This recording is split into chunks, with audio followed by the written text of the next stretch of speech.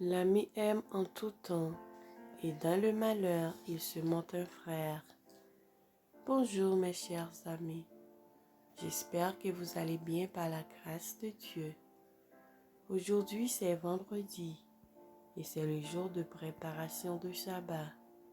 Je vous souhaite une bonne préparation sous la protection de Dieu. La méditation a pour titre Jésus et ses amis de Béthanie. Or, Jésus aimait Marthe et sa sœur et Lazare. Jean 11, verset 5. Il aimait à se rendre chez Lazare, Marie et Marthe, car dans l'atmosphère de foi et d'amour régnant dans ce foyer, son esprit trouvait du repos. Lazare de Béthanie était parmi les plus fermes disciples du Christ. Sa foi en Christ avait été forte dès sa première rencontre avec lui. Il l'aimait profondément et il en était beaucoup aimé en retour. C'est en faveur de Lazare que le Christ accomplit le plus grand de ses miracles. Le Sauveur faisait du bien à tous ceux qui cherchaient du secours auprès de lui. Il aime la famille humaine tout entière.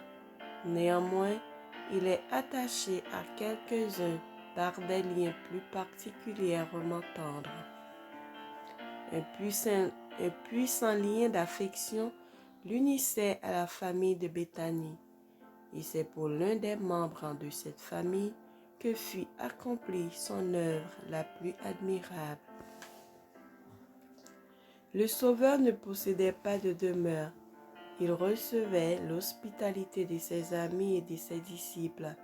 Souvent, se sentant fatigué, éprouvant le besoin d'une compagnie humaine, il avait été heureux de se réfugier dans la maison paisible de Lazare, loin des soupçons et de l'envie des pharisiens irrités.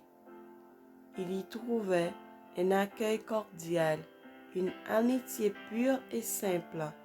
Il pouvait y parler en toute simplicité, avec une liberté parfaite, sachant que ses paroles seraient comprises et gardées comme un trésor.